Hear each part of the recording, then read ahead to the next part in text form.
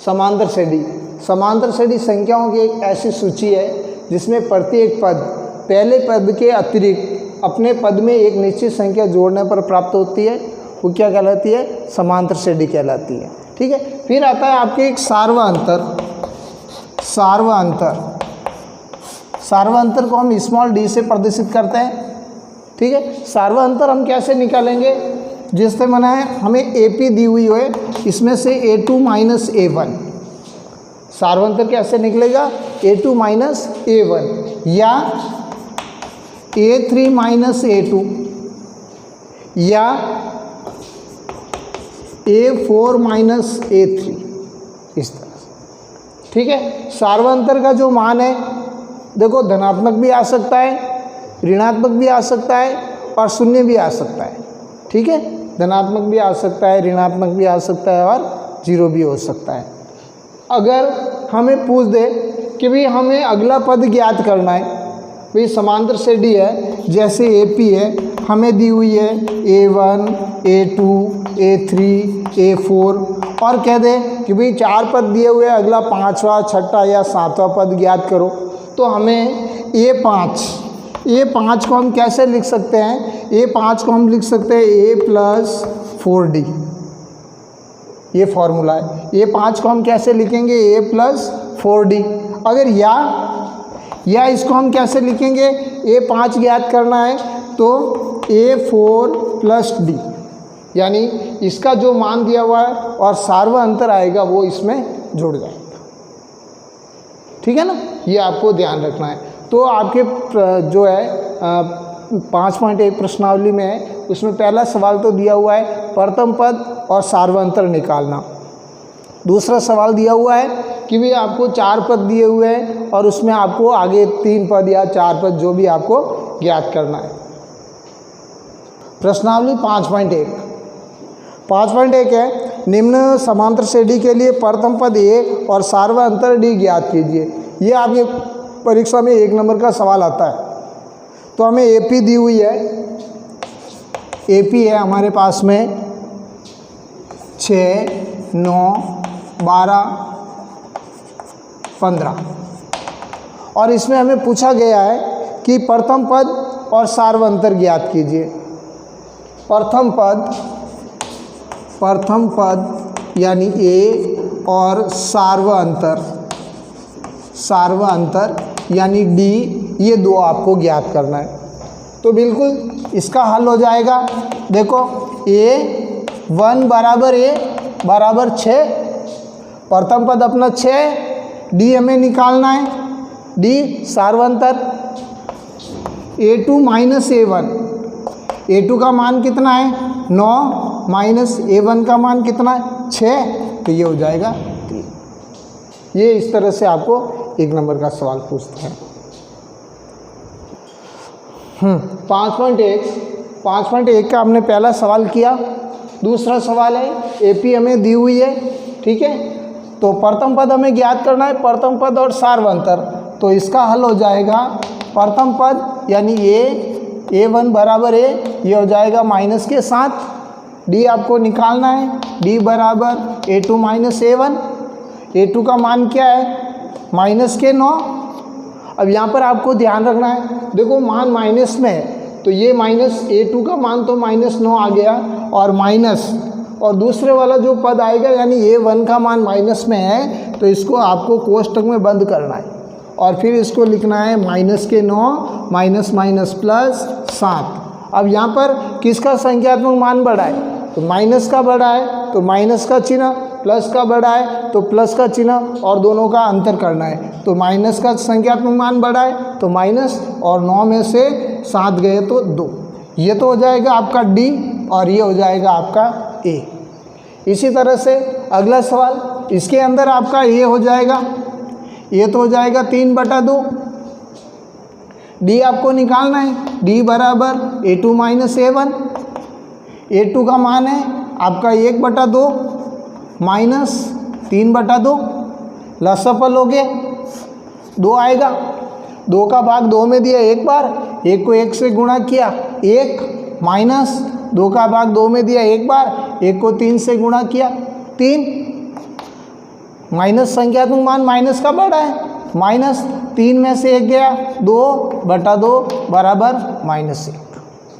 इसी तरह से अगला सवाल, इसमें भी आपको a दिया हुआ है -1, d निकालना है, d बराबर a2 - a1।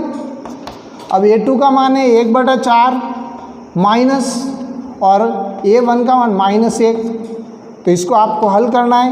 1/4 minus minus plus 1, नीचे कुछ नहीं है तो /1, लसागु पर ले लेना, कितना आएगा 4, 4 का भाग 4 में दिया एक बार, 1 को 1 से गुणा किया 1 प्लस 1 का भाग 4 में दिया 4 बार, 4 को हम 1 से गुणा करेंगे 4 बराबर 5/4। ये आपका d हो जाएगा और ये आपका a हो जाएगा।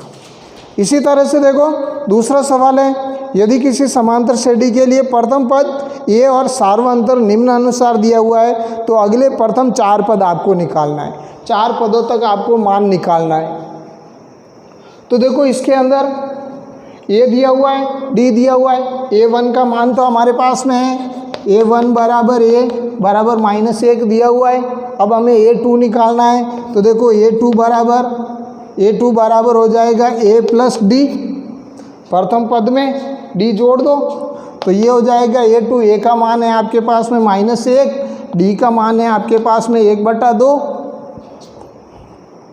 तो लसागु पर ले लेना, इसके नीचे कुछ नहीं है, /1, ये हो जाएगा लसागु पर आ जाएगा 2, 1 का भाग 2 में दिया 2 बार, 2 को -1 से गुणा करेंगे तो -2 और प्लस 2 का भाग 2 में दिया 1 बार, 1 को 1 से गुणा करेंगे 1, तो माइनस का संख्यात्मक मान बड़ा है, चिन्ह माइनस का, और 2 में से 1 गया 1/2, तो a1 तो हो जाएगा -1, a2 हो जाएगा आपका -1/2,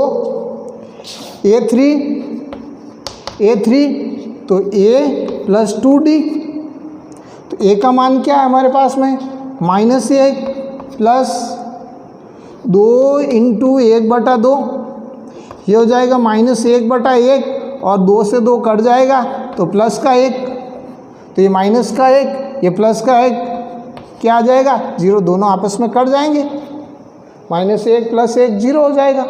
फिर इसी तरह से a4, तो a4 बराबर क्या होता है a प्लस 3d, तो a का मान तो है -1 प्लस 3 × 1/2, तो इसको आगे करोगे -1/1 प्लस 3/2,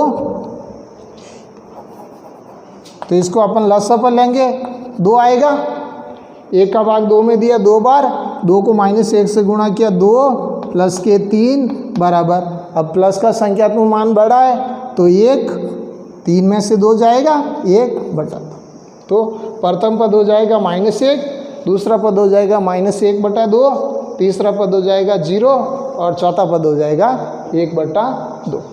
ठीक है। अगला सवाल, a दिया हुआ है, d दिया हुआ है, ये विधि काम में आएगी। a1 बराबर a हो जाएगा 1/3, a2 निकालना है तो a प्लस d, a का मान दिया हुआ है आपको 1/3 प्लस 4/3, ये हो जाएगा लसागु आ जाएगा 3, तो 3 का भाग 3 में 1 प्लस 4, तो ये हो जाएगा 4 और 1 5/3। इसी तरह से a3, तो a प्लस 2d, a का मान है आपका 1/3 प्लस 2 × 4/3, तो ये हो जाएगा आपका 1/3 प्लस 4 दूनी 8, 8/3, लसागु पर लोगे 3 आएगा, तो 1 प्लस 8 और 8 और 1 कितना हो गया 9/3। अगर कट रहा है तो काट देना, नहीं ऐसे भी रखो तो भी आपका आंसर राइट।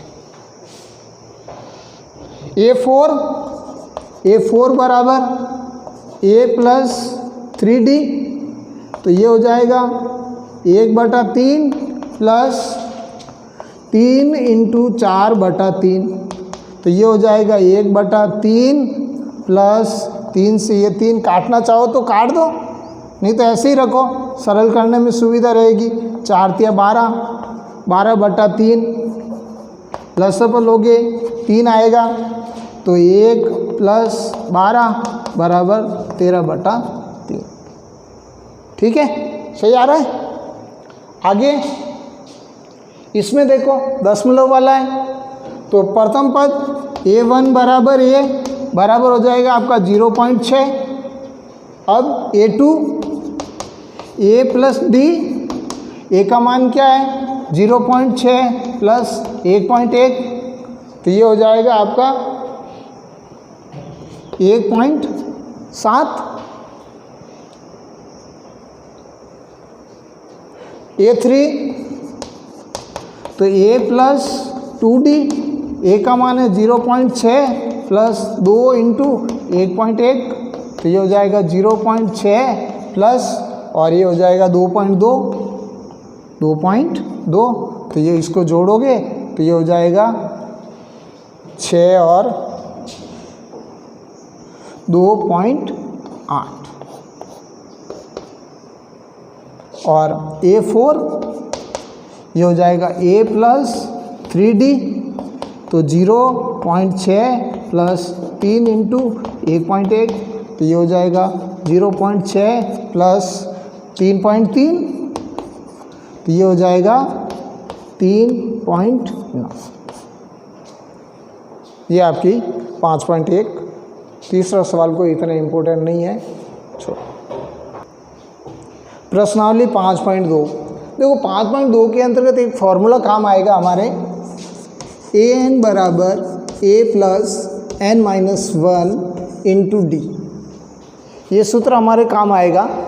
an का मतलब होता है व्यापक पद, जो हम पद ज्ञात करेंगे, चाहे 10वां पद, 12वां पद, 15वां पद।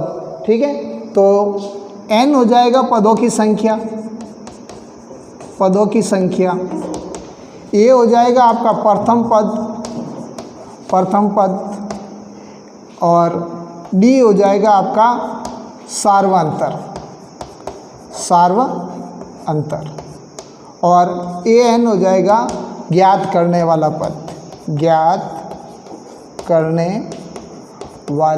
पद, इसको व्यापक पद भी कहते हैं।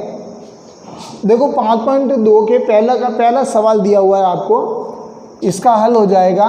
एक AP दी हुई है हमारे पास में, a1 बराबर a बराबर 2 दिया हुआ है, सार्वंतर हमें निकालना है d है आपका a2 - a1, तो ये हो जाएगा 7 - 2 बराबर 5। ठीक है, n पदों की संख्या n दिया हुआ है 10वां पद। फॉर्मूला है हमारे पास में an बराबर a + n - 1 × d। यहाँ पर a और बिल्कुल नीचे छोटे 10 लिखने हैं आपको। ये इस तरह से नहीं लिखेगा, ऐसे लिखोगे तो गलत हो जाएगा।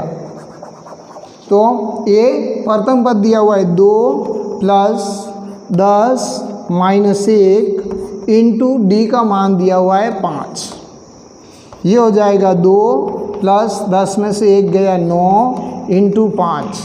पहले इन दोनों को गुणा करना है, ऐसे नहीं कि 9 में 2 जोड़ के फिर गुणा करो, नहीं, पहले इन दोनों को गुणा करना है। 2 प्लस और 9 पंजे 45, अब 45 में 2 जोड़ना है 47, तो ये 10 हो जाएगा आपका 47। दूसरा सवाल दिया हुआ है आपको, AP दी हुई है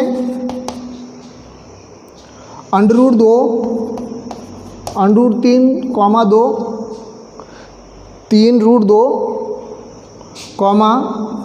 5√2, और पदों की संख्या आपको ज्ञात करनी है 18वां पद। देखो a1 बराबर a हमें दिया हुआ है √2, d हमें निकालना है, d बराबर a2 - a1। a2 का मान है हमारे पास में 3√2 - √2। यहाँ पर हमें हल करना है, √2 दोनों के अंदर है, तो √2 पहले आपको कॉमन लेना है। इधर 3 बच जाएगा, इधर 1 बच जाएगा, तो ये हो जाएगा √2 और इंटू 2, इसको हमें व्यवस्थित करना है। 2 आगे आ जाएगा, 2√2। क्यों? ये पूर्ण संख्या है और ये अपरिमेय संख्या है, तो हम जब पूर्ण संख्या को परिमेय संख्या से गुणा करेंगे तो इसको अपन आगे रख देंगे। अब हमारे पास में देखो a का मान है, d का मान है, 18वां पद, पदों की संख्या 18 है, तो फॉर्मूला है हमारे पास में an बराबर a + n-1 इंटू डी। तो ये हो जाएगा आपका a 18 और a का मान है √2 + 18 - 1 इंटू 2√2, 2√2। ये हो जाएगा आपका √2 + 18 में से 1 गया, 17 इंटू 2√2। 17 को 2 से गुणा करेंगे, √2 + 17 दूणा 34√2। यहाँ पर भी हम √2 कॉमन लेंगे, √2 बाहर आ जाएगा तो यहाँ पर बचेगा 1 + 34। ये हो जाएगा आपका 34 और 1 35, तो ये हो जाएगा आपका 35√2। ये हो जाएगा आपका 18वां पद।